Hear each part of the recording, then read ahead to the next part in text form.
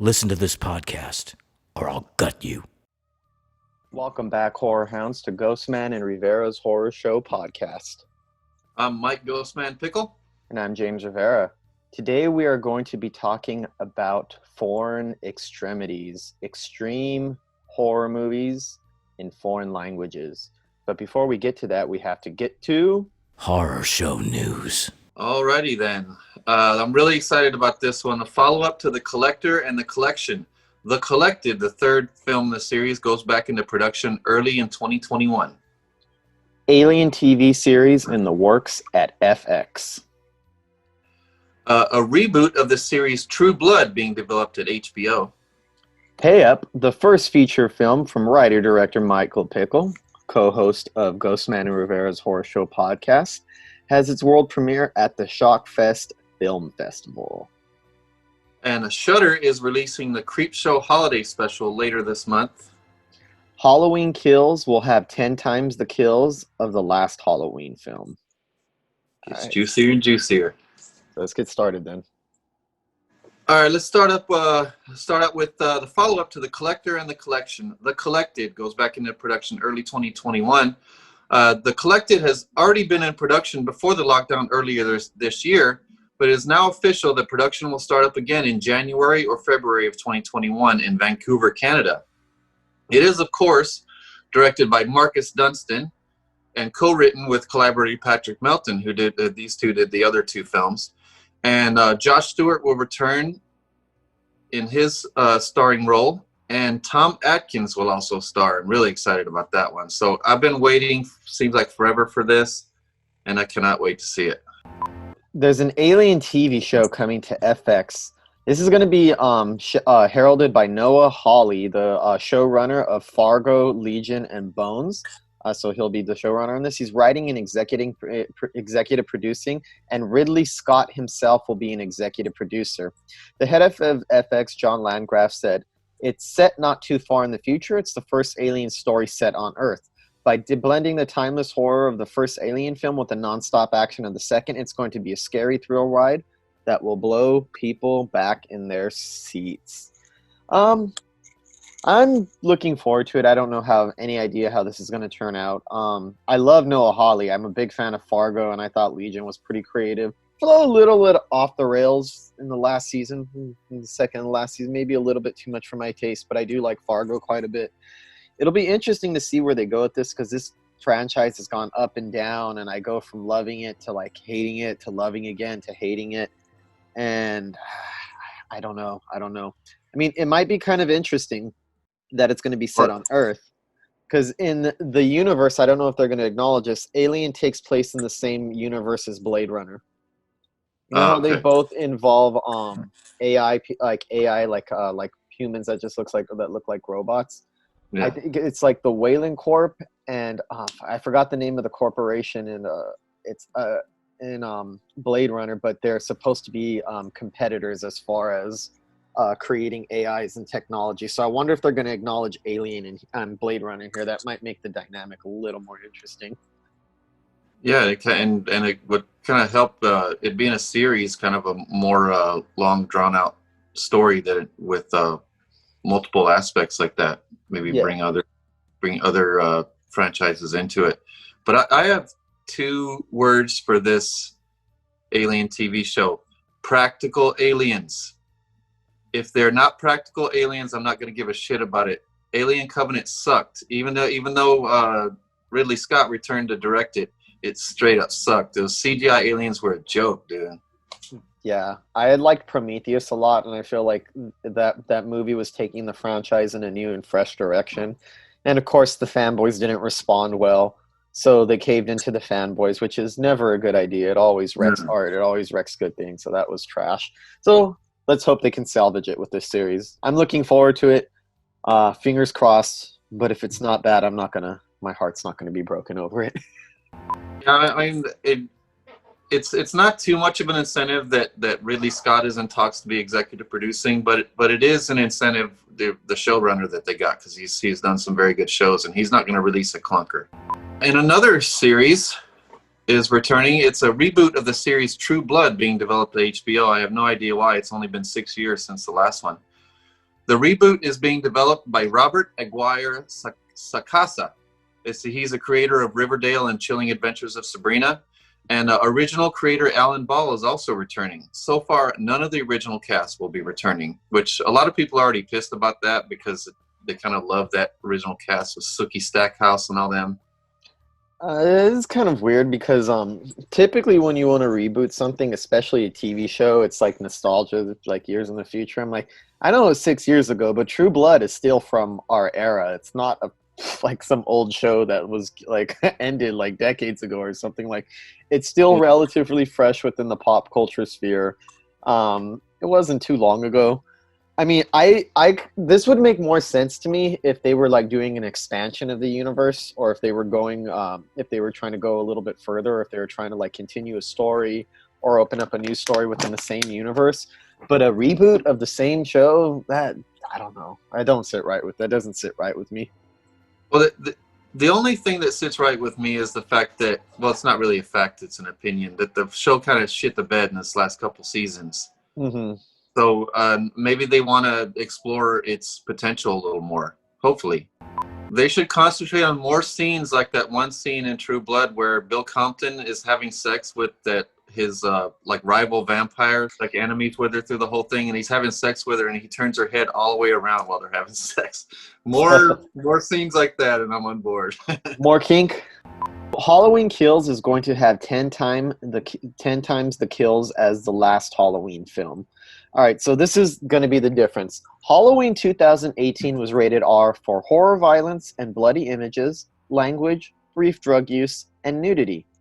The new one is rated R for strong, bloody violence throughout, grisly images throughout, drug use, of course. So whereas the other one is just horror, violence, and bloody images, this one is grisly, graphic violence throughout. So I wonder how much they're going to be upping the controversy factor with this one. Oh yeah, and I've already seen people complaining that, oh, the best thing about the '78 Halloween is that it didn't hardly have any blood and it didn't hardly show anything. So why are they trying to do this? It's just the progression. First of all, people will complain if it's not bloody and brutal enough. Mm-hmm. And people will complain if it's too bloody and brutal. Like, come on, you Halloween fans are turning into Star Wars fanboys. The only thing I will say about this, like it says, strong bloody violence throughout and grisly images. I just hope it doesn't go so far in the opposite direction that it doesn't feel like Halloween anymore. Like that's the only thing. I was like, I'm all for it and I'm not against it. And like you said, I would think because this Halloween 2018 was so graphic, like any slasher movie sequel, you have to up the kills. Otherwise, why even do a slasher movie sequel? So I hope that they keep it where they I can like handle the grisly images, but like hopefully it'll be like the first one, maybe mix of watching Michael Myers do his kills and then maybe walking in on some grisly sights that you didn't necessarily see happen. So do you think they're going to kill off one of the Strodes? I don't think they're going to kill off Laurie Strode. If they do, I don't think he's getting killed off until Halloween ends. I feel like because Halloween 2018, a big part of the selling point behind it was that Jamie Lee Curtis is returning. I don't think that if it was Halloween 2018 without Jamie Lee Curtis returning, giving that extra nostalgic factor, I don't think it would have been as big as of a box office success. I think people would have gone to see it and would have made money, but I really think Jamie Lee Curtis is a big reason why that movie made so much money, and I think they need to keep her until the end of this particular Halloween trilogy. So if she dies, I don't see it until Halloween ends. Well, I have a prediction. I think Laurie Strode's daughter is going to die in this one, and then that's going to motivate Laurie and the granddaughter to team up in the final one. He was pent up in the asylum for 40 years. And he came out and he was like a tiger let out of his cage. He was just slashing at everybody he could. And this is probably going to continue that. And then after the end of Halloween 2018, he's really going to be pissed. Yep. And burnt. And how's he going to get out of there without burning that mask off? That's what I want to know. It'll probably be melted onto his face this time. This one, I'm not sure about this one, but we'll see. It sounds like it's going to be good. Shudder is releasing the Creepshow holiday special later this month. So in the holiday-themed hour-long episode, Shapeshifters Anonymous, fearing he's a murderer, an anxious man searches for answers for his unique condition from an unusual support group. This one is going to star Anna Camp and Adam Pally. The special is written and directed by Creepshow showrunner Greg Nicotero, based on a short story by J.A. Conrath. Showrunner Greg Nicotero says, the spirit of Christmas is alive and well in true Creepshow fashion, reimagining how we look at the holidays and Santa Claus with an outrageous ensemble cast, a myriad of creepy crawlies, and a few thrills and chills shouldn't be missed. The special will premiere December 18th. I'm more excited for Joe Bob Riggs' Red Christmas than I am for this Shudder Creepshow special. I mean, it's so hit or miss. Like, I don't know whether to be excited about it anymore. Did you see the Creepshow Halloween special yet? The animated one? Yeah. No, but I haven't heard anything particularly good about it, honestly. I've watched it twice. I actually had to shut it off. I got bored with it to tears the first time. I didn't know where the hell it was going. So I went ahead and watched it again to stick with it. And I only stuck with it. I don't know if there's another story after that first one, but I was exhausted after getting through that first story. It's a story about a guy he wakes up on a deserted island, like a little small island. Mm-hmm. And he just slowly dies, slowly starves to death. And like, it's all right for a short film, you know, kind of an exploration of what a human being goes through when they're isolated like that and they're dying and they're desperate. But it just didn't work for Creepshow. Creepshow's supposed to be fun. It's not supposed to be like grating and hard to watch like that. I don't know. I mean, keep in mind that like any anthology series where there's different directors and writers for each segment in each episode, that the quality is going to vary wildly. So even though that one, and you're not the only person who's told me, I've heard from, and that's one of the reasons I've hesitated to put it on, is I've heard that it's boring. Just because that one was boring doesn't mean that this one will be. Doesn't mean that it won't be. It could be another miss. But I feel like with Creepshow or any anthology series, you just have to take it one at a time because you never know what you're going to get with something like that. I do love Greg Nicotero as a writer, as a director, and also, of course, a makeup artist. And this one does have werewolves and a killer Santa Claus, so let's see how it plays out. And as our last bit of news, hits very close to home. Pay Up, the first feature film by my podcasting partner Michael Pickle, will have its world premiere at the Shock Film Festival. It's the first featured film from Michael Pickle, though not the first film. He's done several short films. It's going to have its world premiere at the Shockfest Film Festival, and it's going to be available to watch online with other top-notch indie horror films. I believe by the time that this airs, the Shock Film Festival will be underway. Am I correct? By the time we're recording this. We're recording this on Friday, so the day of this evening. Yeah. So this evening is going to be. And sorry we didn't announce it last week. We didn't know. I knew the poster was nominated, but I did not know for sure whether the film was screening. So now we know it's definitely screening.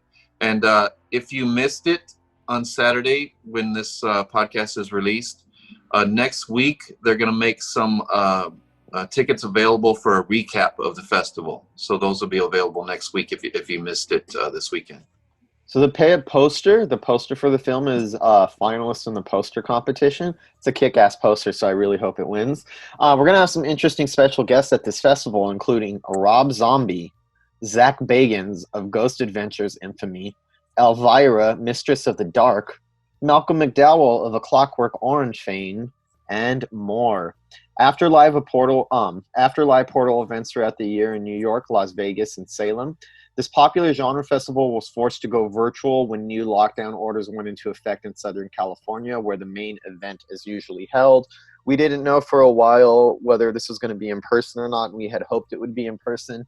But I think given everything that is going on right now and how bad the COVID cases are spiking everywhere, it's probably for the best. Yeah. As of right now, it's probably for the best that it stays virtual for right now. So I'm not crazy about it, but you know what? You got to adapt with the times, and I think it's a smart move. Yeah, and regardless that it's virtual, it's a tremendous honor. Like, we weren't sure where our world premiere was going to be. We weren't sure what was going to happen. Like the festivals kept canceling left and right, and we're still waiting on an answer from Shriekfest. They're postponing their festival, and they're insisting on having it in person, so that one's postponed for at least another couple months. But it is a huge deal that we're having our world premiere at a festival as big as Shockfest, because the last few years, almost every film that got recognition at Shockfest got distribution. Some kind of distribution. Yeah, some kind of distribution. And I started to get a little bummed that we weren't nominated for anything but Best Poster. But after seeing trailers and stuff for some of the films, these films are, they got big stars, big budgets, very talented people involved, like the Mahal brothers. Their movie Attack of the Unknown is playing at the festival. So just the fact that we're alongside such huge movies with budgets that are probably like 30 or 40 times the budget that we had. Yeah, and some of the people nominated were like Dee Wallace and Richard Grieco, like these seasoned actors. So I don't think that's the only reason. We don't want to give anything away because we want the movie to be a surprise, but there's particularly controversial elements to the movie that fall quite a bit outside of what you would see in most mainstream horror. So we'll just leave it at that. I do think that there's a little bit of I wouldn't call this an extreme movie at all. Pay Up is not an extreme horror movie. However, there is one sequence in the film that ranks up with some of the most extreme horror movies, and I think that's what makes it interesting, is that the rest of the movie doesn't behave like this particular element, and I do think that makes it a little bit harder for award stuff, on top of the fact that it's a minor budget compared to everything else. But I do think that there's a little bit of I don't know what the word is, interesting content. I was gonna say titillating, but I don't think that's the right word, and people think I'm weird if I say that. Yeah. And that one graphic scene has definitely made it much more difficult to get it into festivals, much more difficult to get a distributor to accept it. But the movie wouldn't be the same without it, so can't touch it. Yeah. Can't touch it. Of course, in true Mike Pickle fashion, I had to make a movie that was so hard to release like that. And the graphic scene kind of appeals to exploitation fans, while the rest of it is just a character-driven drama. Mm-hmm. So I don't even know who the audience is with this, but I know they're out there. We're going to find you. We'll find you. All right, so now from Michael Pickle's graphic extremity to 3 films. You heard it, 3 extreme horror movies. So these are horror movies for hardened horror movie fans. These are not soft horror movies that we're going to be discussing. These movies are unpleasant. They're in your face. They fall more into the realm. They're not playful horror. They're not fun. And they're all foreign movies. We have one from Germany. We have one from Hong Kong. Back when Hong Kong was still a British colony. So this movie is actually Hong Kong before it reverted back to China, and a movie from France. And it is as typical, it seems, that foreign filmmakers are always willing to go much, much further than American horror filmmakers. Yeah, definitely. And while other podcasts are getting into the Christmas spirit, we decided to dive into some depravity today. Yeah, we'll start that next week. We'll talk about some more Christmas films. So how are we going to do this? Are we going this in a chronological order, or? I think so. That's the way I have my notes. All right, perfect. That's what I thought we would do. All right, the first film we're going to discuss is ANGST from 1983, and it's a German language film, but it was actually filmed in Austria. It's directed and co-written by Gerald Cargill. It's a true story about mass murderer Werner Nisek, a man who is released from prison after serving 10 years for murdering an elderly woman, and immediately walks to a secluded house to take out his sadistic fantasies on an unsuspecting family. And of course, the standout in this is Erwin Leder as Kay the psychopath. And he also narrates it, so it's narrated by the killer with some quotes that are directly from real killers, and some of it is directly related to this case. I have to mention something to you, Michael. You watched it on Amazon Prime, right? Yeah. You saw a slightly neutered version then. Oh, I did? Okay. Yeah, the one on Shudder is about 6 or 7 minutes longer and like ups depravity levels a little bit. I don't know. I hate to say it, but I might have liked it more if it had more. Okay, so yeah, so just to let you know, you didn't see the full unrated version if you didn't watch it on Shudder. Okay, because there was so much I liked about this. It's hard for me to say which is more what I disliked it or that I liked it. Well, let's be upfront. This is not a movie that you can approach in a typical way where I liked it. It was cool, because I don't think the content is disturbing content, but it's not meant to be like entertaining in the way that a lot of horror movies are entertaining. I think the idea behind it is it's designed to make you uncomfortable. I don't know what they cut out on the one that's on Amazon, but yeah, the one on Shudder is about 8 minutes longer. I like this movie quite a bit. And when I say I respect this movie quite a bit, because this is not something that I would willfully put on over and over. It's not, none of these movies, to be clear, are movies that you would just throw on and say, hey, let's just show your family. For me, the true stars of this movie is the camera work and that wiener dog. That wiener dog stole the show, dude. Okay. So yeah, I like the way that this movie is directed, and I think it does a good job of making the audience uncomfortable. And I think the best example of this is, you said it revolves around a killer who just gets out of prison after prison after 10 years. There's one sequence where he goes to a restaurant and he's watching a pair of girls, and there's an inner monologue that's going on where he's basically telling to the audience that he wishes to basically own them and possess them. And he starts imagining all the wild, awful shit that he's doing. And the camera keeps cutting between really close-up images of him gnawing on a piece of sausage. Looks really disgusting.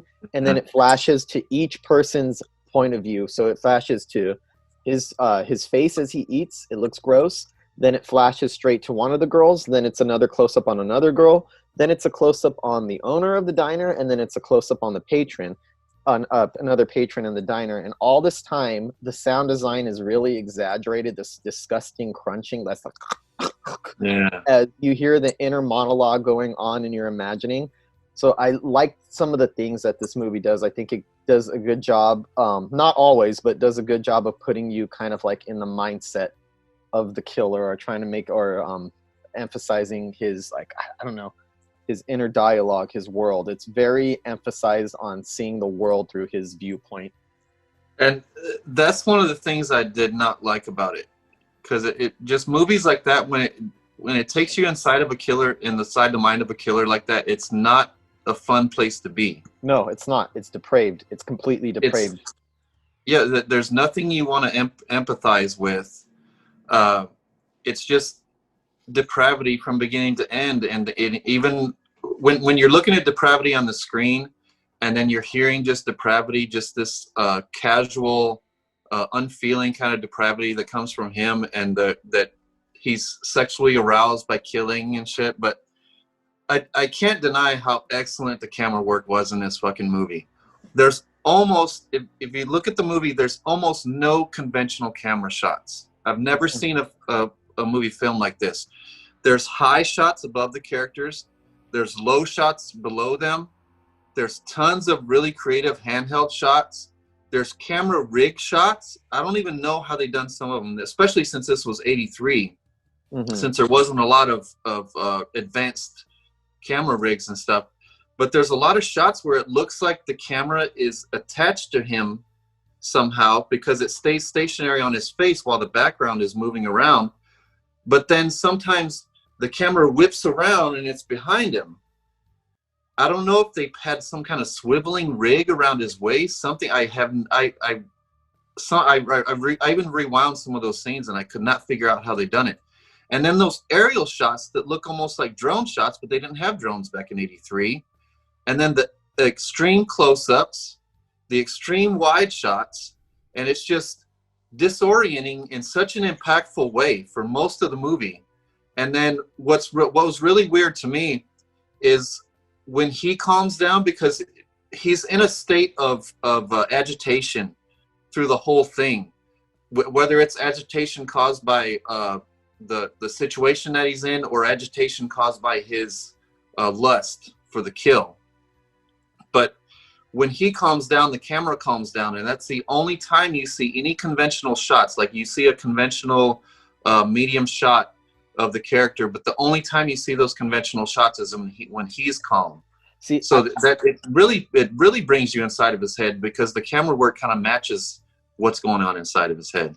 And I think that's a part that made me a little more disturbed, is because the movie does such an efficient job of using the camera and the editing and the sound techniques and the inner monologues that are playing over everything. Because there's not really much speaking or dialogue in this movie. Most of what you hear is, you could tell it's like post-recorded dialogue.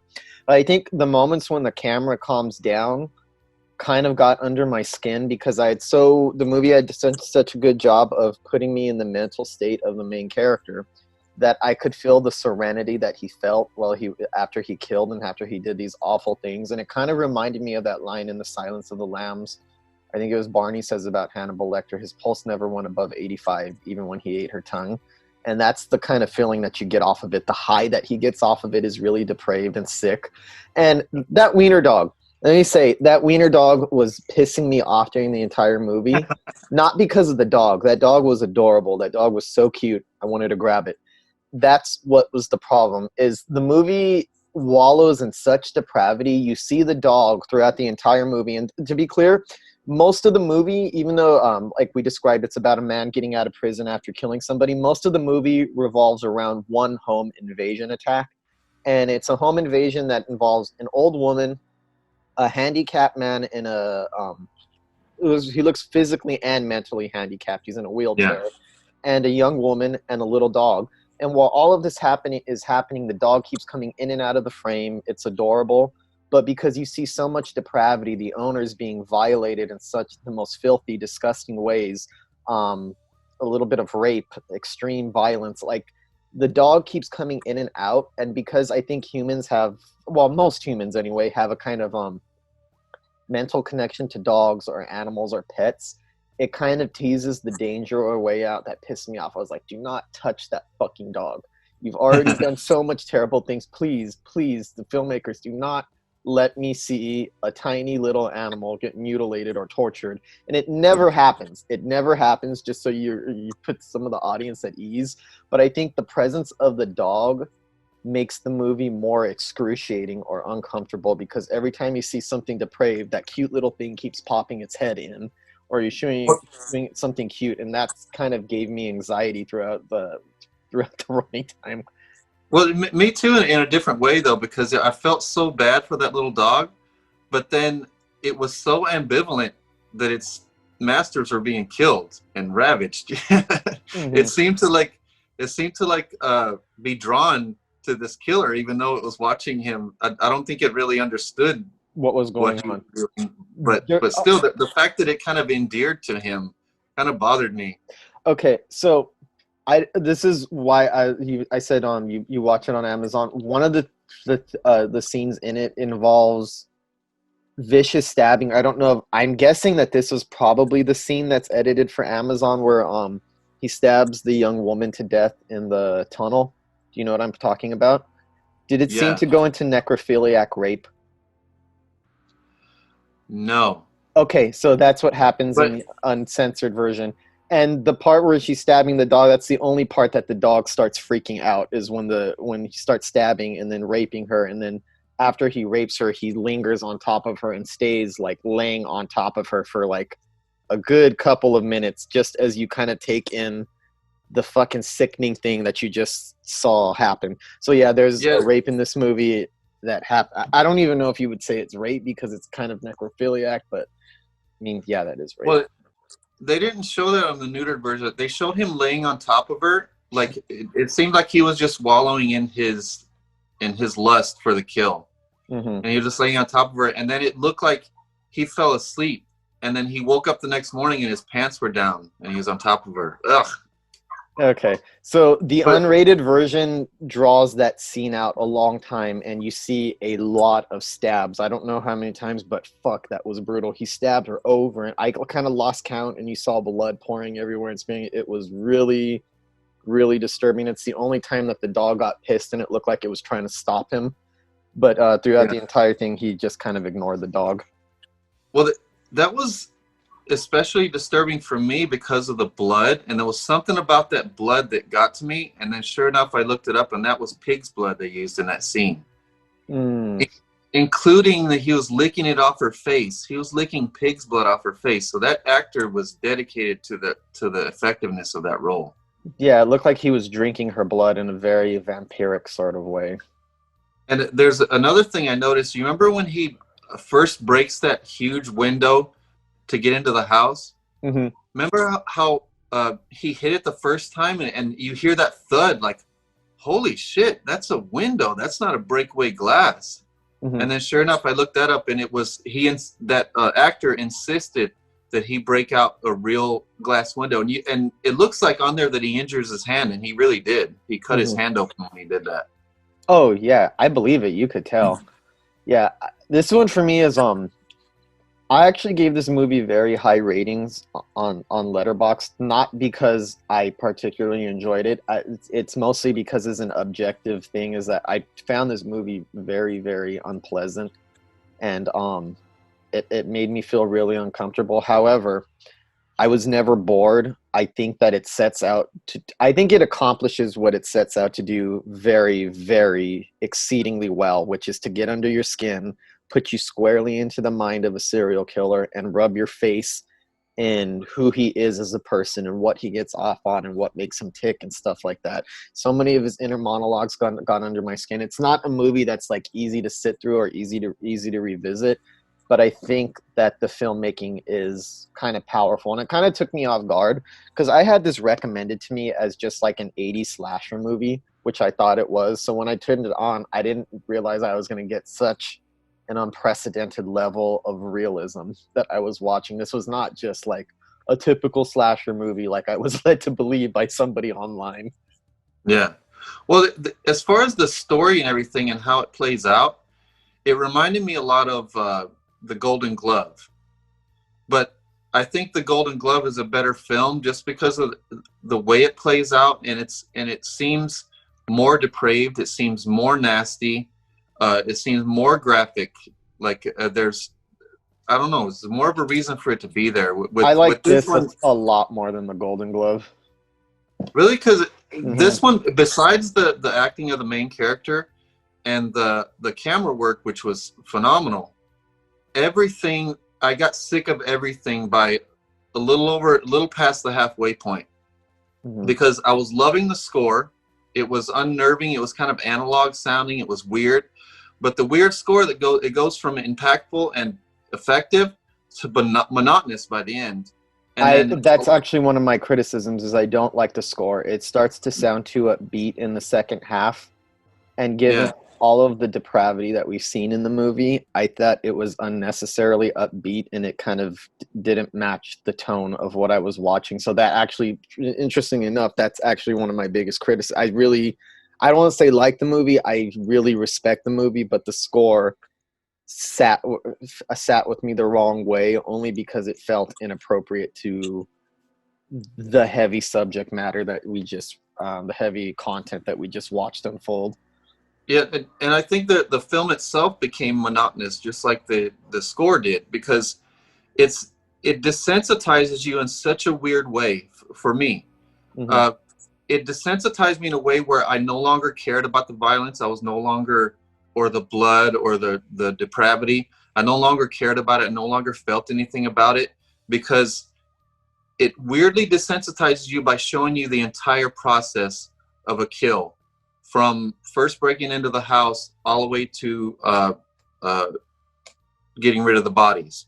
So he slowly kills them one by one, excruciatingly slowly kills them one by one, slowly drags each body through into the tunnel, and you don't cut away for a second. It has to. There's a lot of this that could have been cut out, and then he slowly washes himself, slowly loads the bodies into the car, and then by the time the whole thing is done, like, I don't even care about it anymore. But for me, that's kind of what makes it effective, is showing the whole process of what he's doing and what he's going through, because I think those scenes are kind of disturbing, like you said, like the calm and the way that he collects himself and the way that he just keeps, I think what kind of disturbed me, and this is kind of true, I mean, at least from things that I've read, killers like to return to the spots that they, the spots where they cause the harm. He keeps going back to the house unnecessarily so many times, and you get the feeling that he kind of gets off on being close to it. And I think what it's also kind of disturbing is it doesn't just show you the cleanup; it shows you the type of thoughts that killers have once their work is done. Because a lot of like serial killers like to keep trophies, like to keep body parts, or like to keep things to like scare people, and that's always something that disturbed me. And I think this is like interesting how it tackled the thought process, how he goes from I'm just going to kill these people and get out, to rationalizing himself, to slowly talking himself, saying, no, I'm going to keep these bodies, I'm going to use it to terrify my other victims, to drag them out. So I think the slow process to me kind of got under my skin and was agonizing. And I like the last scene of the movie, which I'm not going to describe what happens. Luckily, the dog makes it out just fine. I don't feel like that's... But I do like the last scene. I liked how the last scene is kind of a mirror of the last scene that you talked about, where he's in the diner and he's eating that sausage. So he orders another sausage, but it's a whole different dynamic then. Mm-hmm. He's more bold. And what's weird is he's all nasty and shit from all the killing, and he looks even more disheveled, but he's more confident than he was before. Yeah. And so he wants to possess these two young girls that he sees sitting at the bar. And as far as comparisons to that other movie, The Golden Glove, which kind of is in the same territory for anybody else that's available on Shudder. Both of these are on Shudder. The Golden Glove for me is this, why I like it less, is that the Golden Glove was disturbing, but I think, I mean, and this is just a personal thing, it was so disgusting that I felt nasty watching it. Even though I was disturbed and felt a little traumatized through angst, I was able to walk away. I was like, okay, that was a disgusting, like, realistic portrayal, but it didn't feel like filthy. Like, the Golden Glove was too, I don't know, unpleasant in a way that goes beyond disturbing, because it didn't always disturb me. There are just sections of the Golden Glove that just disgusted me, and I understand that was the goal of the filmmakers, is to make you almost smell the apartment that the killer was in, where it was really nasty. But I guess for my taste, Angst is something, and don't get me wrong, these are both extreme movies, but I'm more likely to rewatch Angst or show that to somebody than I am the Golden Glove. Well, only because I don't want to feel that dirty again. Both movies felt completely useless and pointless to me, but it's just that the redeeming qualities for this one is the camera work, because I was fascinated by the camera work from beginning to end. I could not believe how many different types of shots this director used. And it's not just flashy, it actually works to put you inside the mindset of the killer. Like, I know a lot of like horror movies do like flashy camera work and it's just like pizzazz. I feel like this one, the style is kind of married to the subject matter. And that's another thing. It's not all flashy camera work. Some of it is downright sloppy, but it kind of goes along with the narrative, kind of goes along with the story that you're experiencing at the time. Like the chaotic, like the camera gets chaotic when his mind gets chaotic. The camera calms down when he calms down. The camera gets excited when he gets excited. The camera starts spinning when his head starts filling with all the types of things that he's going to do to this family. And oh my God, seeing an old lady like that and a handicapped person, what he did to them, movie is really, really disturbing. So for me, it was really uncomfortable for me to watch him drag that old lady around. I kept thinking he was going to really hurt her. Mm-hmm. So did I. And I mean, the way that this movie is filmed, and from what you described, he actually broke a window. I'm pretty sure that the actors had some rough treatment during this movie based on the way it looks. Now, bear in mind, they probably knew what they were getting into. I'm sure the director warned them, or like, I mean, you don't read this kind of script, you know what I mean, and decide to join it if you don't expect some kind of a rough experience. So I think that makes the acting more effective, is that it looks like a lot of it's just happening. And what's weird is that it's hyper cinematic, the way that, like you described, the camera and the editing and the sound design and the way it goes. But there's also kind of a documentary style realism to it too, Yeah. that I would describe. So I think that was a weird balance. I was like, there's something documentary realistic about this, but no documentary would ever shoot anything like this or use these types of techniques. And also it has a shot that I like that is also in one of the other movies we're going to discuss, which is I call it the corpse cam. The corpse cam, where it looks like the camera is attached to the corpse that the character is dragging. mm-hmm. So that's kind of a weird effect too. Yeah. So overall, I think it's an excellent movie. It's not something I could revisit over and over again, and I understand your complaints because there's not much humanity in this movie. If you're going to like a horror movie, like good characters, that's not what this movie is. This movie exists for the purpose of trying to show you what it's like to be inside the mind of a serial killer, and obviously that's not a very pleasant place to be, and it's very unnerving and unsettling. And this one's for extreme horror fans. This is not for the average horror fan. Yeah, I don't think casual fans are going to enjoy this, and I think even a lot of horror fans might be turned off by the type of content that's in this movie. And I found myself wanting to spend some time somewhere else besides that guy's head. I wanted to so bad. I wanted to see the story from a different perspective. Sometimes I just like when Elijah Wood did the remake of Maniac. Like, you're relentlessly inside his head the whole time, and it just makes you feel depraved along with him for watching it. But that's what they set out to do, and they accomplish it well.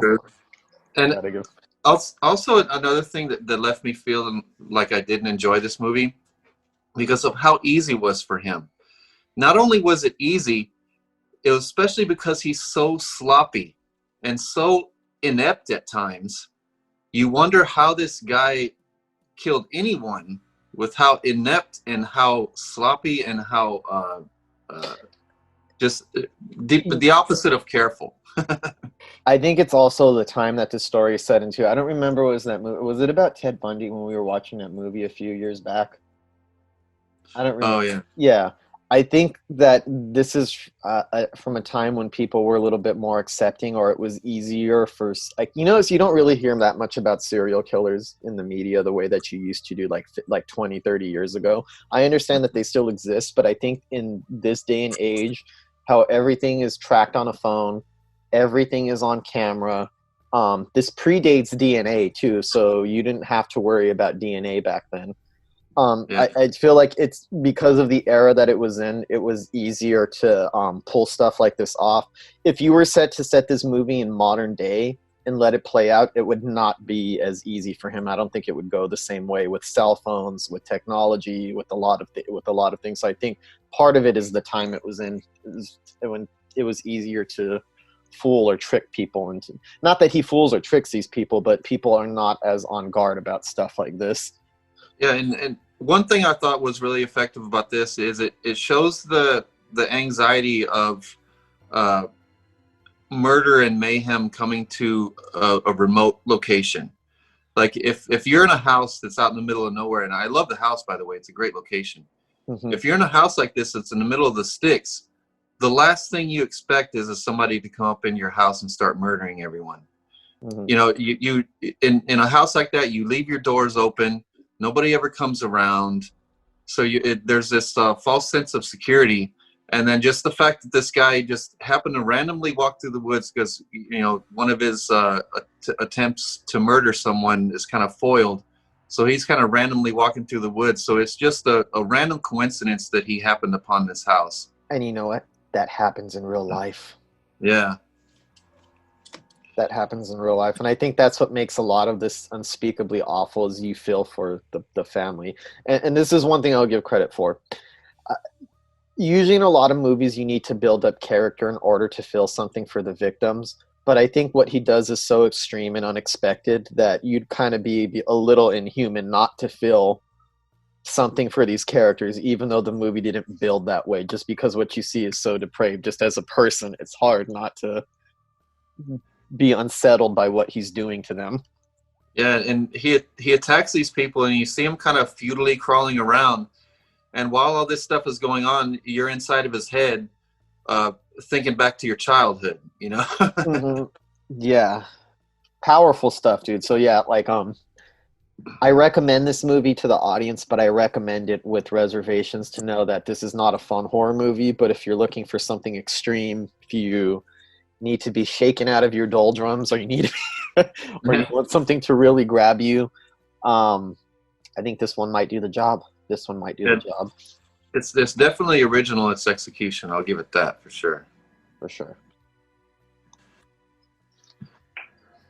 I said one more thing to say about Angst. Now, I didn't love it, as I explained, but there's one thing you cannot tell watching that movie that it was filmed in '83. Didn't it seem like it was filmed at least 10, 20 years later? Yeah. It was ahead of its time in a lot of ways. Yeah. It's a technical marvel for sure. I think that like a lot of the respect that the movie's gained over years as a cult movie is that it's an extremely well, I would even say it's a very artistic movie too, like in terms of the way that they put it out. Like, it's a great piece of cinema, but it's not a pleasant experience, and it's hard to sit through, and you'll be shaken up by the time it's over. But it does seem pretty ahead of its time. Yeah. So the next movie is another disturbing movie called The Untold Story. Now, before you get into the synopsis, I wanted to give the audience a background on this. You remember the video nasties of the 1980s, like in the UK, how they made a big deal of all these when the UK cracked down on censorship, and then you got all of those slasher movies were either banned or neutered or censored in the country. This movie was made in Hong Kong, came out in 1993. Now, just a little piece of history. Hong Kong is a part of China, but from 1996 to 1896, from 1896 to 1996, I believe it was, there was like 100-year contract where it was a colony on a British island. So they did not, in Hong Kong, they did not follow China's laws or bend to what China had wanted. So in the early 90s, they got their own exploitation movies that became very popular in Hong Kong, and they became classed as Cat 3 movies, which means Category 3 movies, that were in the Hong Kong movies that were controversial to the Hong Kong motion picture rating system, which is extremely similar to the British censors of the time because it was being run by Britain. So there was a plethora of movies in the early 90s of extreme exploitation Hong Kong movies that were censored. There was like a whole list of bans. So it's basically their equivalent to what video nasties were. And this is one of the most notorious films to come out of the Cat 3 phenomenon. Okay. And with these movies, like with all three that we watched, I didn't watch them this week, that we're going to discuss this week, I really spaced them out. Like, I watched Martyrs months ago. I watched this one, The Untold Story, like a few weeks ago, and then I just watched Angst last night. And I'm afraid that's the way I have to do it. I mean, I feel like a wuss, but I cannot wallow in this depravity that much. Okay. I saw these three movies pretty close together, so you probably did the right thing, because I started to feel like it was starting to wear down on my mental state. I was like, I need to stop watching horror movies like this for at least a couple months. Yeah, the last time I felt like this was our found footage episode, where I watched a few really disturbing movies in a row. I'm like, what am I doing to myself? Yeah. So this movie, The Untold Story, why don't you give an audience the rundown of it, and I have some thoughts to share on this as well. Okay, the full name, it's a true story. It's the Eight Immortals Restaurant, The Untold Story. It's directed by Danny Lee and Herman Yao. It's a true story about cops in Macau, China, who suspect a pork buns restaurant owner of multiple murder after tracing the origin of a case full of severed body parts that washes up on the shore. The stands out in this one are Anthony Klaus Sang Wong as Wong Chi Hang, the killer, and Danny Lee as Officer Lee, and Emily Kwan as Bo, the silly little cop. So this one was quite a ride. On the one hand, this movie is extremely disturbing. its content goes even further than the last movie that we were discussing, Angst. It goes even further. It goes so far that there is one section of the movie where, as I was watching it, I started questioning myself. I'm like, why are you watching this? What do you get out of this? And I don't do that very often. I'm pretty open to almost any kind of art, but like, I actually sat there thinking, like, okay, what am I gaining from this movie? Why am I sitting here watching it? And if a regular person walked in on you, would they not think that you're a sick fuck for having this movie on? It made me feel like maybe I shouldn't be watching what I was watching. Now, that's the movie on the one hand. On the other hand, it's goofy, and it's almost like a police force, sex farce comedy. Yeah. On the other hand, and I think that's what gave me the most whiplash, is that it would go from a scene of extreme depravity and violence to something that kind of like shakes you up. And the next thing you see that revolves the police, everything the police procedural, it's goofy, it's quirky, there's weird ass jokes, there's a bizarre bit where they're taking the body parts of victims and trying to like get fingerprints off of them. And it's played for like slapstick comedy too. It's played for slapstick comedy. So the movie goes back and forth between a really silly, lighthearted farce to being something extremely heavy, dark, and disturbing. And I thought that was so bizarre, but I found out a lot of these movies, a lot of these exploitation movies in Hong Kong in the early 90s were like that. That was typical of them, to have two clashing tones like that, to be both lighthearted and over-the-top extreme. So this was a very unsettling dynamic, and I saw this a couple weeks ago. I'm still having a hard time squaring in my mind what it does. No matter how many times it goes back to the depravity, it disarms you every time when it starts hanging out with the cops, because they're so silly, they're so funny, and they're endearing in a way. They're not just goofy, they're endearing. You're kind of into their little dynamic there, and you're laughing at them, and then it goes back to the depravity, and you're kind of shocked all over again, because you don't expect depravity to be along that kind of slapstick silliness. So yeah, that was a very odd choice, to say the least, but apparently common for these kinds of films. Yeah, because it opens up, bam, you see a man burnt to death. And then it goes right into introducing these very silly cops that don't fit this type of story, and then they're so cavalier about finding a bunch of body parts washed up on the shore. They don't seem to be bothered by it at all. I mean, just to give you an example, there's a scene in this movie where a woman is violently raped, and yes, sorry, there's another rape in this one, is violently raped with a pack of chopsticks. And then as it's so wrong, and it just kind of makes your head spin, and the next scene is literally a farcical comedy. So it's these things that just kind of like made my head spin while I was watching it. And what's weird is that even though the tones don't match, each tone is effective at what it sets out to accomplish to do. When it's a farcical comedy, it is actually kind of amusing and it's kind of quirky. But when it's disturbing, it's very, very disturbing and very extreme.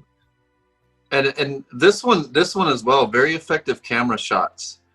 Like you're in the middle of watching this depraved murder, and then like the chopstick scene, he's doing this awful thing, violating this woman with chopsticks, and then it shows a camera shot from the bottom looking up, and the blood kind of falls in front of the camera. And then it does the same thing when he's murdering a kid. So you don't think it could be any more disturbing as it was in that first scene, and then they take it another notch further, and then have that same shot from the bottom when a kid's being decapitated, and you just see the blood falling. Oh. Okay, so trigger warning too. This movie involves the slaughter of a family, including it was like 5 or 6 little kids, in a way that's brutal. And I mean, as it is, it's already kind of touchy to do that to kids on screen. And when it's usually done, it's done in such a way as to not offend people. This one, they don't hold back, and they film it as they would an adult's murder or anybody else's murder. The kids don't get spared. And apparently this is a true story, so that makes it even more disturbing. And you see children get beheaded. You see one little boy, and I know that we're giving spoilers, but I feel like this movie needs spoilers because you should not go in and see this movie if you're not aware of what the content consists of. I really truly believe that this is not something you should see without knowing what you're in for, or knowing at the very least that it's extreme. But the way that the camera focuses on the horror of each child as they're slowly killed off, really unspeakable. It's the moment where I had myself questioning, what the hell am I watching? Oof, quite a bit much. So the weird thing happened with me when he was killing the kids. It was so graphic, and it's shown in such stark, like it's all in full light.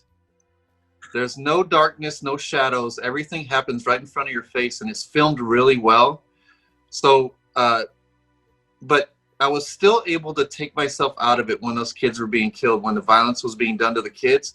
What disturbed me even more than the kids being killed is the look on those kids' faces. They looked like they were seeing one of their siblings being murdered. They were scared shitless. They looked like they were traumatized. Yes, they definitely did. They look completely petrified. And that's just great acting. That's great acting. So the main character is Wang Chi-han, who is the killer, is played by Anthony Wong. It's a great performance. I think both this and the last film had great portrayals of serial killers and the type of psychology that they have.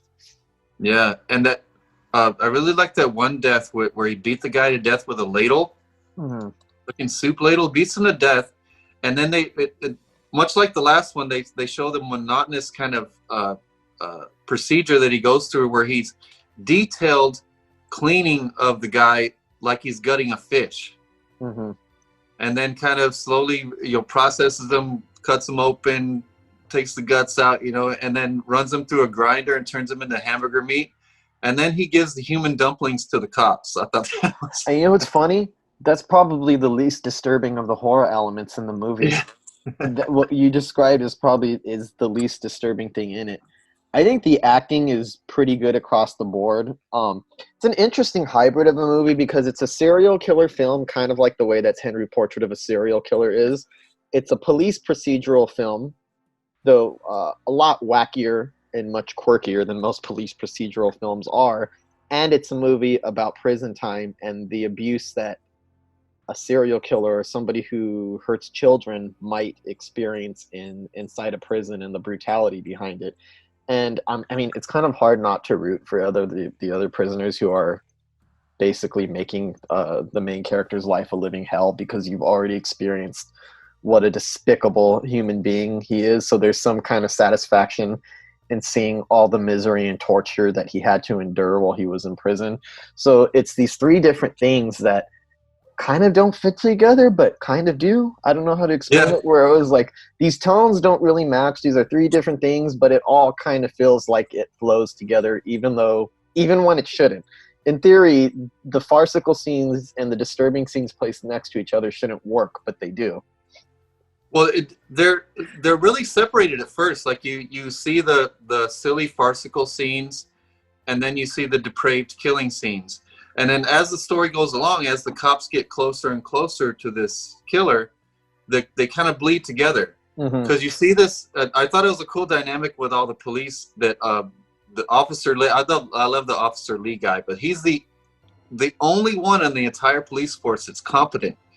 The only one that actually comes up with some decent plans, and then the rest of them worship him, and that the girl is trying to impress him and everything. But then they hatch up this plan that seems like a cockamamie kind of plan, where they put the guy in prison deliberately with inmates who would torture him. But then you get in the prison, it's this really intense fight scene, and the crazy bunk bed shots. That whole bunk bed fight was awesome. And then he's like tortured, and you almost feel for him when he's kind of like trying to cut his wrist and he can't, so he starts trying to bite the veins open. Oh, so effective, but it's just a weird dynamic, especially when they start bleeding together. Like you see the bumbling of the cops leads right into trying to catch this guy and teach him a lesson, and try to get information out of him. So, yeah, I don't want to say I liked this movie because I don't know how to describe it. Like, I don't know. I have a hard time describing these movies because I'm engaged by a lot of hardcore content and I'm not bored and I'm definitely into it, but it's not entertaining in the typical fashion that makes it hard for me to say I liked it. I feel weird sometimes. It's like, yeah, I liked it. So I like to say with these movies, I appreciate it, if that makes more sense. Yeah. I don't know if that makes more sense. So I appreciated what this movie did because I think it does it very, very well. And another thing that it does the same thing as Angst does that really got to me. There's something about watching a killer kill right in front of your eyes, and then seeing him just lay in what he just did, kind of lay amongst the bodies and kind of wallow in the depravity. And he kind of does that here. All the bodies are laying around bloody everywhere, and he kind of just lays in the middle of them, just basking in the glow of his accomplishment, you know? Yeah. But for me, it was extremely effective, even more unnerving than the last one, with very disturbing scenes. But the bumbling cops, even though they were entertaining, just seemed to be in the wrong movie. And it takes away from the emotional weight of the story for me. But overall, I agree. I agree. Like, it's weird because they do it's weird because by the end they kind of fit away, but I do think that especially in the earlier stretches of the film, the farcical comedy undercuts how serious some of the scenes are. And I think that's more so in the first half of the movie. And I think in like the last part of it, like you said, it makes more sense as they come together. And I mean, all these movies are supposedly like this. The only thing I could think of is to contrast how different these two worlds are. How all the cops who are essentially in this movie, they're supposed to be good people. You know what I mean? So their world is a little bit more colorful and wacky, whereas somebody who's depraved has a much darker world. So maybe that's what they were going to show the difference. But the effect, at least for the first half of the movie, seems like everybody's acting in completely different films. But I think towards the end, it starts to blend together and make a little more sense why they did it the way that they did. But yes, it does undercut some of in the first half of the movie. The farcical nature undercuts a lot of what's disturbing about it. And who knows? Maybe it needs that in order to be enjoyable. Maybe if it didn't have that, I wouldn't have ended up enjoying it. Mm-hmm. Like with Angst. That's a fair assessment.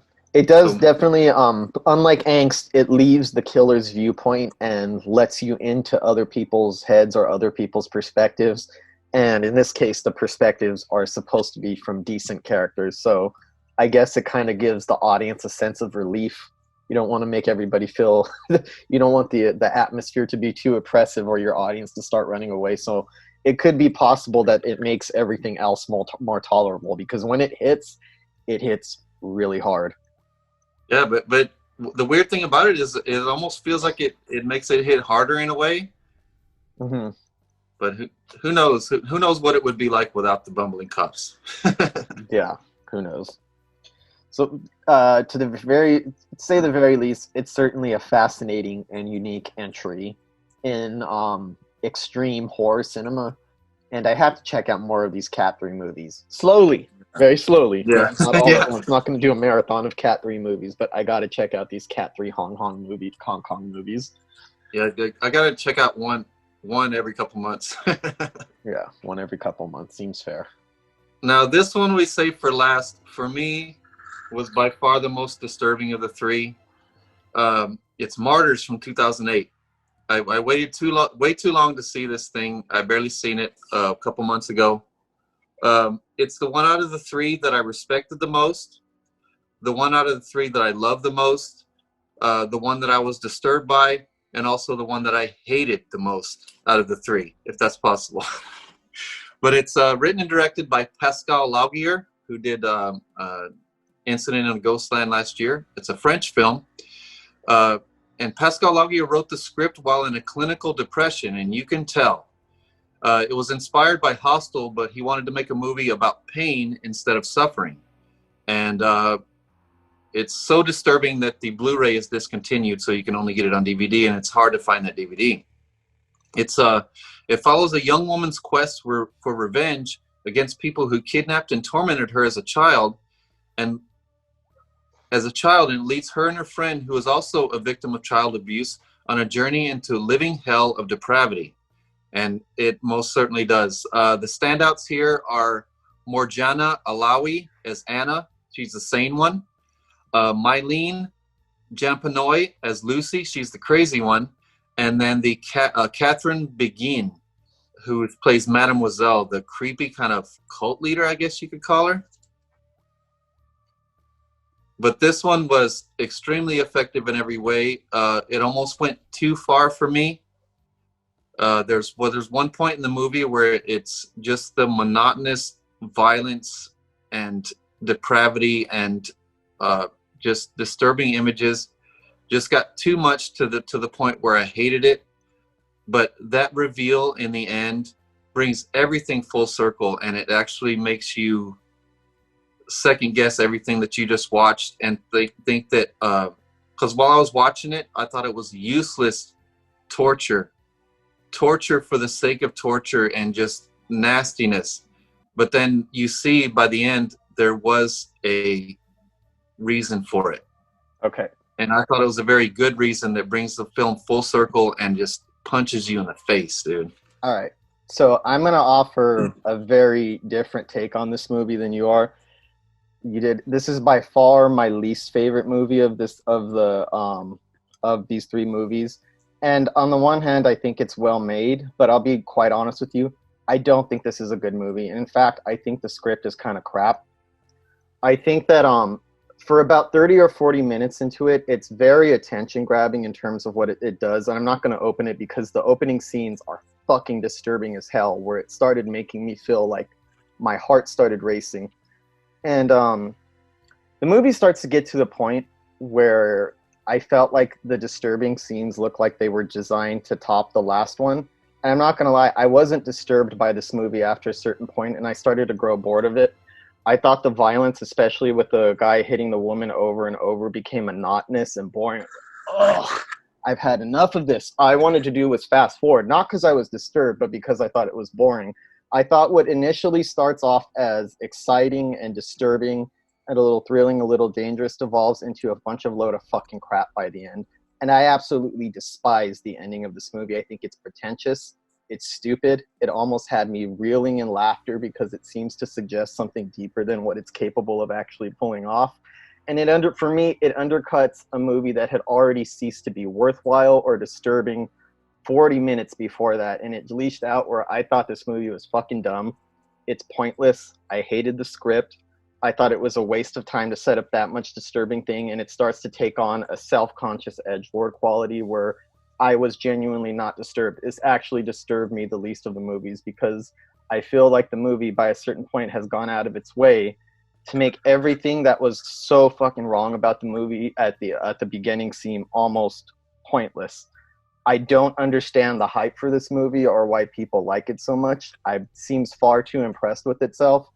It had the potential to be more disturbing than the other two movies that I watched, but it just didn't work with me. I kind of fucking hated this movie, dude. It pissed me off. It irritated me. And not in the way that the director seems to think it was supposed to irritate. And that's how this worked for me. I'm really unimpressed with Martyrs. I really liked Incident in a Ghostland a lot more, which is Patrick Laguerre's other film, which is also depraved. It's also wrong. Not quite as wrong as this, but I felt that in that movie, the story comes together in a way that's emotionally satisfying. It snaps together, and it feels like Incident in Ghostland feels like a hard-won journey that gets to where it gets to and deserves to be that. This was just fucking almost laughable to me at times. I just don't see the hype for this movie.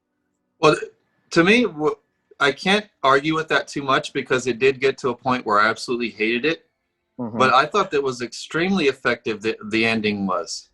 And I thought that's the only place that it could go to justify everything we just saw, because when that man comes in there, when that bald man, I hated him. Mm-hmm. I hated him. I hated the director for putting him in the movie. I hated the director for showing me that many scenes. And I'm like, this better be going somewhere, because before that, I thought it was a very creative movie. I thought it was brutal. I thought it was emotionally impactful, that you're kind of inside the mind of these two sisters, where one of them is sane and one of them's insane. Mm-hmm. And then the one that's sane is the one that ends up going through the most punishment. Mm-hmm. And the fact that there ends up being something very special about her, and that the fact that she was able to endure that type of torture, it brought it full circle for me. It made it almost made the torture I don't know, it almost gave it purpose. I thought it was still a little too much. I think that could have been cut down a lot into like a montage where you get the point is that he comes in there every day and beats her. But watching him come into the cell every day and beat her, actually, like at first, I mean, there's things about it that they're kind of angering, but I felt it was too self-conscious. Like there's something too edgy where I actually was bored by it. I was like, okay, Well, I get it. He's punching I her. think Kudos. I think by the time it comes around to the end, I think it had to show that much torture, and it had to get to the point where it was monotonous, and that it had to get to the point where you hated it in order for it to get to that ending. But I didn't hate it like I was disturbed by it. I hate it like I thought it was boring. That's my issue with it. Is I actually think the second half of this movie was a torture to get through. I think the opening sequences are fucking powerful, dude. Like, it's hard not to get disturbed by the attack on the family. And at first you think the girl's fucking completely insane. You know what I mean? This family did nothing to her. Then you realize that she's kind of justified, and you start going to her side. And the movie was disturbing me, and I was like, okay, where is this going? And I started liking the stories and the twists, but after a certain point, all of this felt dumb to me. I don't really care for like, oh, she transcended the pain or whatever. I was like, none of that works for me. It just seemed like almost like absurd body horror, the thing that they do to her at the end, compared to everything that it was going for before that. I don't know. It's just, it struck me as really pretentious, where I really, like, this movie really bothered me and got under my skin, but not like I was disturbed. After a while, I was like, what was the point of that, dude? That ending. But that's what I'm scream. saying. This movie had a point. The other two movies didn't have a. I don't the think other it two has movies a point. didn't have a point. I mean, I think if it does have a point, the point it's making isn't a very good one. I think it's dumb. and I think it is a very good point that it makes, because the dialogue that comes from Mademoiselle explains exactly why it's effective, and explains it. You know, it explains exactly why that torture It doesn't was. really explain anything. It's, I don't know. I thought it was. I mean, she explains in detail about putting someone through so much pain and torture that they transcend human consciousness. She explains all that in detail. I get that, but that sounded like pretentious nonsense to me, though. Like, I'm just saying, I really thought this was a stupid script. I think this, like, I really don't like the script for this movie. I don't see I really think this is by far the worst movie of the three that we watched. I thought it was the most pointless. I don't know, dude. It's too, look at me, look how edgy we are and stuff like that. And after a while, that it just seemed like too much of a self-conscious pose to even be effective at what it was attempting. But there's so many layers to the story. Like, it opens up with just a bloody young woman running through an abandoned town. Mm-hmm. And then you cut to the video dossier of her treatment, and you found out that she was held. You know, the way it reveals the story is another thing that keeps it interesting. You don't know what this... For a while it does. I will say that it's what kept me along. Is I like the first half, the way that the story slowly doles its information out. And even like I was starting to get lost, the movie was starting to lose me until the main character actually discovers what's really going on in the house, and that part really intrigued me and dragged me back in. But then when I heard the explanations and the people coming in, it dragged me right back out of it. But I just love the way it's all revealed. I thought it was a very good script, and it kind of messes around with your perceptions. Like, we follow this very endearing and realistic family in their everyday life, and then you see them completely slaughtered in a violent and very disturbing sequence. And little do we know it's going to get worse after that. I thought that was the worst of the depravity that I saw after that. And then I was very engrossed in the story of these two friends and the dynamic of how different each one of them had handled their Pain, the pain and the torture. tragedy and stuff in their lives. And then they're warped from their experiences, and then you're kind of invested in that story, and then it turns into something entirely different. And this is why I understand why you didn't like it at all, because once Anna is captured, it's still interesting for a bit. I thought that the writing was interesting, but just like you, about halfway through the torture, I'm like, no more of this. It's here for no reason. You kind of the movie kind of devolved into just depravity for depravity's sake, just torture porn bullshit. But then when it came around full circle, I see, okay, like it almost got to the point where I loved it. I still think some of the torture was unnecessary, but I can't deny that you have to show a lot of that torture. You have to feel so nasty and so in her mindset for her to transcend the pain and transcend the torture. And the way she transcends it is satisfying. I don't want to give away what happens at the end, but what happens with Mademoiselle is complete. I did not expect that at all. With the way it kind of the character whispers in her ear and you don't know exactly what she says, but you see the consequences of what she says to her. And I thought it was all really cool. I mean, I can see where you thought it was pretentious, but it's the pretentious nature of this cult. They are their ideals and their goals are pretentious. They are pretentious fucks, you think that they're just depraved just for the sake of being depraved, and you think that they're futilely trying to make this girl transcend. And you see in the dialogue that they've tried it before and it didn't work. So you think that they're just crazy and they're just doing this to these people for the hell of it, and their beliefs are bullshit. But then they become real at the end, and it's also satisfying what happens to the villains. You know what I mean? But there's lots of very well done and frenetic handheld camera shots. There's another corpse cam in this one. I always love the corpse cam. I love the director does in this one what he also did in Incident in a Ghostland, where he makes it feel supernatural for a while, where Lucy sees a monster coming after her. And then the viewer wonders. It does. You could totally tell that this comes from the same mind of Incident in a Ghostland, in the terms of like the imagery that you see, and like the story twist, and the specific type of psychological things that you confuse for supernatural at first.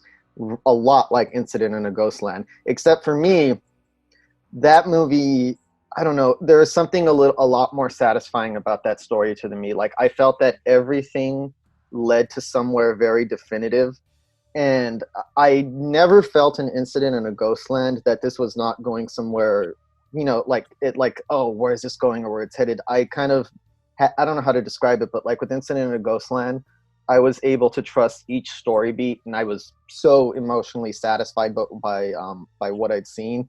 I think that that one is a lot of what this is, with in my view, a far superior script, which is why I preferred Incident in a Ghostland to this one. And I actually preferred Incident in a Ghostland too. I think they're both just as high quality. I think they're filmmaking. High quality filmmaking. I think they're both extremely well written. It's just that Incident in a Ghostland was just as disturbing in a lot of ways. And the violence, the way this director films violence, it is no surprise to me that the actress from Incident in a Ghostland was severely injured while filming, because the violence that this director portrays, it hurts. Yeah. It looks real. It looks highly impactful. It looks like the actors are actually getting hurt. That's how intense it looks. And then this one had that sledgehammer kill. I thought that was very visceral and real. And the order in which the plot points are revealed, it kept me riveted. And it plays a lot with perception. Like I said, you perceive the family to be innocent, and then you find out that they're the opposite of innocent, that they're kind of responsible for this depraved torture of people. Mm-hmm. And then we find out that the family was a lot more than just victims. And then I love the creepy cult leader. I love Mademoiselle. I really dug her monologues. Like I said, Anna's torture, that's when it completely derailed for me. You know, Mm-hmm. She's force-fed, she's gagged, she's smacked around, she's chained. She wakes up in piss. They start pulling her skin So off. edgy. It's like, So edgy. enough is enough. It was like, but like I said, I hated the bald man that abuses her. I love the whisper in her ear at the end. I love that you don't hear what it is. You see the consequences of the whisper. And then when they're all awaiting Anna's testimony, she almost becomes like a god to them. Mm-hmm. Like she achieved a level of that's the thing too. Why would a cult concentrate so hard on helping someone else transcend human consciousness? No idea. I don't really think. I mean, I would like to know why. I definitely would. I don't think this movie really tells you the reason why. But I mean, I guess the idea behind that could be interesting if explored in a way. Like the idea of pain you transcending through pain actually is quite a fascinating concept to think about. In a disturbing kind of way. Of course, it's not something that everybody wants to think about. But I don't even think this movie explores that in a very interesting fashion. It just kind of tosses it off, gives you a little nugget of something, and it doesn't really explore. It just hints at it, and that hint just did not really do anything for me. And I can definitely see what turns it off for you, because it definitely becomes a different movie. Like you're invested in the story of these two girls, the dynamic of how different they are and how they handled their tragedy. But then it focuses on the sane one, and then it turns into just complete gratuitous torture porn. So like I said, I hated it for a good part of it. I thought it was useless and pointless, but I really dug the end. It kind of made the rest of it make sense to me, but I can understand why it couldn't redeem itself for you. Yeah, see, like for me, it's like I kind of had the same point where I was into it, and then I lost interest. And I guess for you, the ending made it worth it. For me, the ending made it even less worth it. I was like, so this is what it led up to. I'm like, okay, it had me rolling my. I don't know. There's just something about this movie, and I understand he wrote in a depression, but like after a while, I just felt like I was watching somebody show off how depraved we are, and like I don't know, dude. There's something really self-conscious about it that turned me off. There's something so great about that final sequence for me, just the suspense of it, where they're waiting for Anna's testimony. She whispers something, but you don't know what it is, and the Mademoiselle won't say what it is. And then I kind of liked the eye part. Oh yeah. The part where you see that she has transcended, as they say in the movie, and she's in pain. And the camera does this really interesting thing where it goes like pans all the way into her eyeball and then goes inside her eyeball to reveal like something indescribable, which is I think what it's going for, is that there's like you're seeing for a second something that you cannot put into words, which is kind of what she's experiencing. So I kind of liked that visual trick. That was the only thing that I liked about the end, is when they went inside her eyeball. Don't you think all that together made it like the ambiguous way they kind of revealed that where the Mademoiselle wouldn't say what she told her, and the evil rich people kind of eagerly gathering around to see what this, no, you know, and you're expecting to see them be satisfied, and you don't want to see them be satisfied, and then when it comes and bites them in the ass, I thought it was really satisfying. Yeah, I mean, I guess how I could see that at work, but I don't think that it explores anything into, I don't know, dude. I don't really think I feel like if you were going to go with that story angle, it should have been explored in a more interesting way, or you should have spent less. I don't know, dude. Like, it really just doesn't work for me. It's a massive eye roll when I watched it. Maybe it should have finished what they were exploring with the two friends. Either that or have more of the movie about exploring that cult. But then you wouldn't get the reveal of playing with your perception, thinking that you're seeing an innocent family being slaughtered, but then it come to find out they were evil.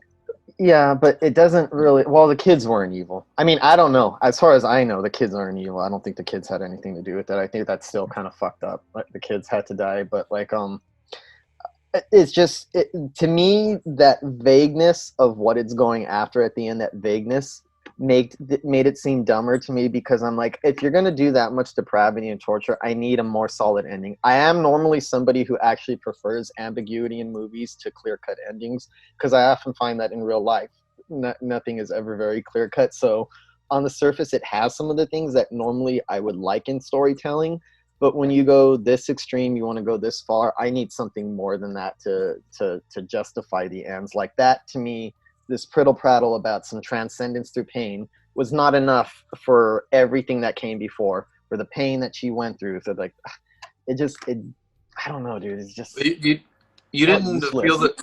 You didn't feel the suspense of the ambiguity of what Anna whispered to Mademoiselle. I was kind of curious. I wasn't suspense. Your imagination kind of feeds into that too. Yeah. And I thought that the fact that it leaves you hanging, you're not 100% sure what happened or what was said. I don't know. I liked it. I didn't like it. So yeah, and that's just the thing, is that it ceased to be disturbing to me. Out of all of these three, like, even though it starts off arguably more uncomfortable than the other two movies, by the time that Angst was over and by the time that the Untold Story was over, I was disturbed by it. Even though I was disturbed by the beginning of this movie, by the time it was over, I felt nothing and just couldn't wait to put something else on, which I did. Even though I hated all the torture, I absolutely hated it. Didn't you feel every punch?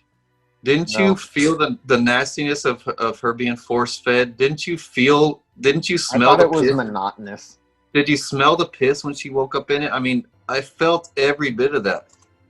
I thought it was monotonous. I just felt like it was a filmmaker showing you, look at how depraved it is. Look at her in her piss. Or what? Like, it just struck me as wallowing in depravity for no real reason. That's what I thought too. But then it does have a reason. I mean, you may not have liked the reason, but it all had a reason, and it was all explained.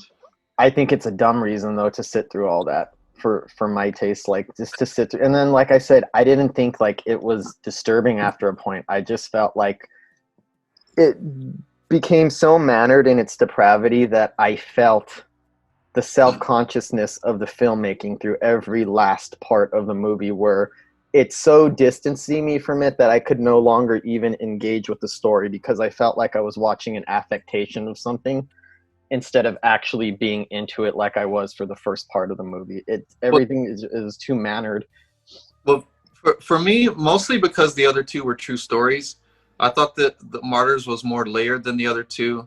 I thought there was more of a purpose than the other two. It was much less pointless than the other two. The other two were just exercises in depravity, just to show a killer killing and getting off on it. Mm-hmm. And with this one, it had more layers to it. It had more emotional complexity to it. But I can't deny that it did make me hate it at one point. Like with regards to the other movies, with you said it's just killing, and I think that's what scares me about a lot of things, is that stuff that revolves around depravity or serial killers doesn't necessarily need a point for me, because a lot of serial killers target randomly, and I think that's what's scary about something like Angst, is that you could just be minding your own business, coming home, and somebody could attack you. Is the fact that so much of what's wrong in the world, or so much evil that happens in the world, doesn't actually have a purpose, and I think that gets under my skin. So I don't always necessarily need a reason or a story. I mean, I'm not against it, you know what I mean? I'm not against it, but I'm okay with it not having a reason. And it's the same reason that I like and I know this is way left field, but it's the reason why I like Halloween. I like the sense of Michael Myers being a random killer, purposeless, for no reason. Somebody's just babysitting and then they get attacked. I think that unknown thing really gets under my skin. To like I like a lot of like horror stories that parse out get down to like the simplicity of something like that, because I can't really explain it. I have no explanation for any of it, and I think I'm one of those people who I've spent hours reading about serial killers, much to my own detriment, because it's kept me up late at night before, because it really gets under my skin. But it's the idea that I sit, when I read about serial killers, I sit and I try to like read their motivations, and I try really hard to understand what led a person to do this. And the explanations are either boilerplate abusive childhood, or there's no explanation at all. So I don't necessarily need a layered story for that to get under my skin. Well, I will say this: the exploration of the dynamic between the two friends, that was much more interesting than exploring the cult. Yeah, exploring the nature of the cult. The friends were definitely much more interesting. Yeah. So we have two very alternate takes on our last movie. Yeah. And like I said, I can't argue too much. I can't stick up for it too much, because it completely lost me at one point. I mean, completely, where I loathed it. I mean, it's undeniably, it's a well-made movie. I can't say it's not. It's technically really well put together. I just feel like I actually said out loud a couple times, "Fuck this movie." You did? I could see that. I could see that. That's what I said by the end of the movie. To myself, of course, but it's like I'd had enough of it. So, check these movies out if you're interested in extreme horror. It'd be interesting to see the audience's reactions out there. If you have more extreme movies for us to watch in the future, we're not going to do it right away. We'll space them out. Send us the suggestions. We're always up for something disturbing. Maybe not on constant rotation, but we're always up to see something a little bit more challenging or out there. Yeah, my fascination with these types of movies is much more different than my fascination with the horror genre overall. Mm-hmm. Like there's almost nothing about these types of movies that draws me in, that makes me want to watch it. I'd rather watch something more fun. Definitely. But it's definitely an interesting exploration into depravity and what we're willing to handle as viewers. Yeah. I think I've had enough depravity to last me for a while, though. Yeah. But like I said, I feel like a wuss after watching movies like this. Oh, and speaking of, there's one that I got a review again. Remember Human Centipede 2? Yeah. You remember how it was so graphic and so disturbing, even though it was black and white? But did you hear that they finally released the colored version? Mm. I'm a little afraid to watch it. I don't know. I would be interesting. Like off topic, but like there's a version of Tarantino's Kill Bill where the last sequence from the first one, there's like, I mean, it takes both of the Kill Bill movies and like edits them together. But there's a fight sequence in there that, and this is the original way that Tarantino filmed it, the last of the showdown with the crazy 88s at the end of Kill Bill, which is like a really over-the-top scene filmed in black and white. And the reason that was put in black and white was for ratings purposes, because it was too much red, too much lopping off, but if you put it in black and white, it just like inky blacks or waters or something spilling out of people, and has kind of very interesting aesthetic effect. I actually saw it colorized, and I don't think it's nearly as exhilarating watching it in color. I actually think it's one of those things that the MPAA's pressuring it forced him to put a more interesting aesthetic into the movie.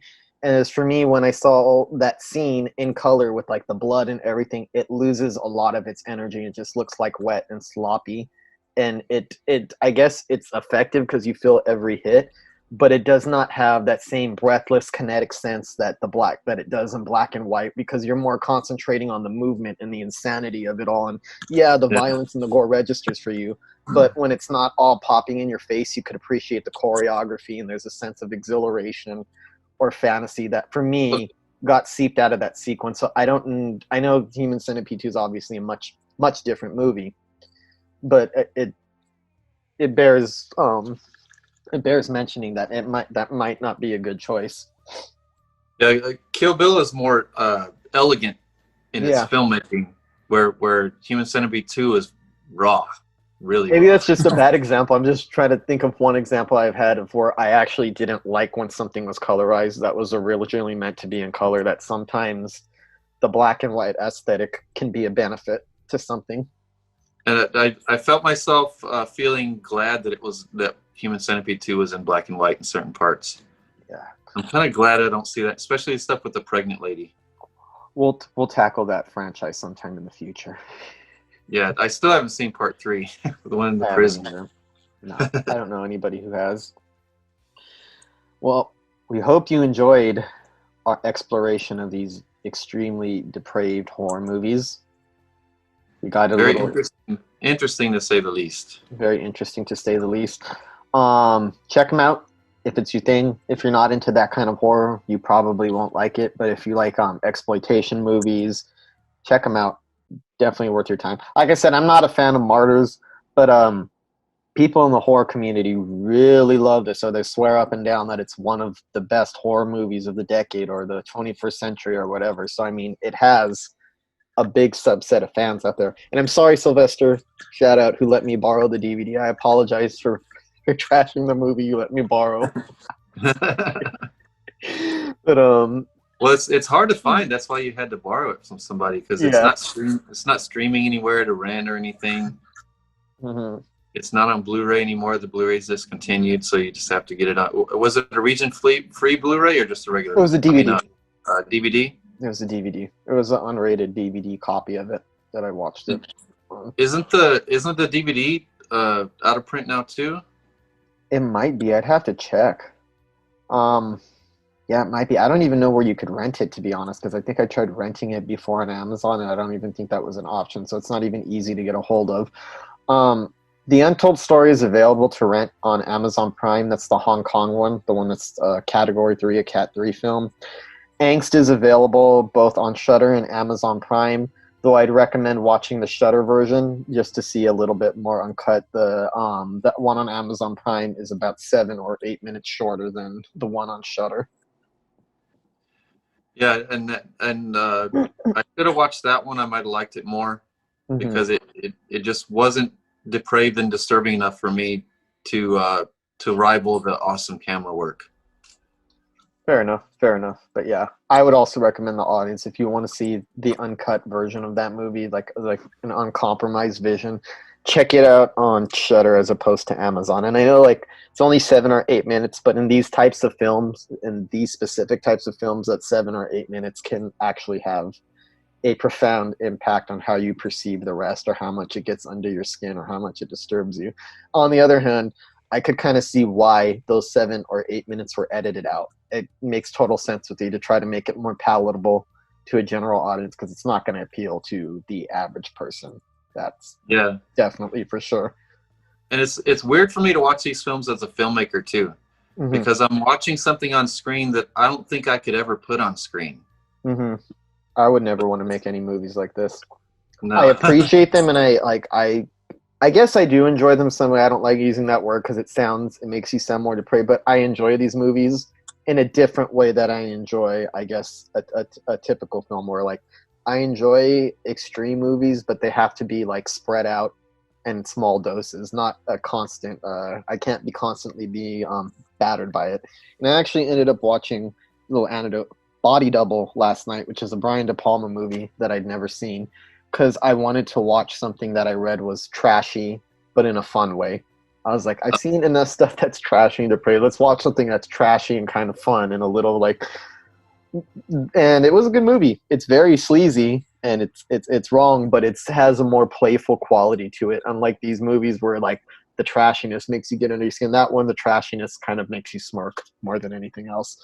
So I think I put that on because I had enough of these kinds of movies for a while. And I watched them close together. I mean, I like these depraved, kind of disturbing movies like this, mostly for research and for what I learned from them, and the history and the, you know, just that exploration of that type of depravity, you know. Yes, definitely. It's very interesting and for scholastic purposes, for research purposes, I like them. Yes. So But do I. not as a fan. I did not have fun watching them at all. No, yeah. Like I said, I feel like we're rambling now, but I have a complex relationship to movies like this because I respect, admire, and appreciate, and even engage with them while I'm watching them, even if they're not the most fun thing in the world. I don't regret watching any of them. I can tell you that. I'm glad I watched all of them. Yeah, I feel the need to explain my love and hate for this type of movie. Yeah, definitely. So like, I hate this, and I hate this, and I hate this, but you can't deny that this was so good. Yep. So that's all we have for today, folks. We'll be back next week with something hopefully a lot more lighthearted, but not too lighthearted. This still is a horror podcast. We still want to fuck with you, but we'll watch something a little bit more in the normal realms for next week's podcast. Something a little bit more down to earth, maybe some Christmas horror. Yeah, and we'll give you a little recap of the Shockfest Horror Film Festival after our premiere. So we'll let you know how that went next week. Perfect. Also, check us out on Facebook, facebook.com/Pickles Horror Show, and on Instagram, at Pickles Horror Show on Instagram. And also, check out our Flow page, which is where we have access to our podcast either through Apple Podcasts or Spotify, through SoundCloud, or through YouTube. And don't worry, we'll put the Flow page in the description, so you won't have to search very hard to find it. And check back often for updates because we have a couple feature films coming up, some feature film projects we're really excited about. So stay tuned for news on what PayUp is going to do when we get distribution and stuff. And then stay tuned for the 2 projects we have coming up. Till next week, folks. Happy horror.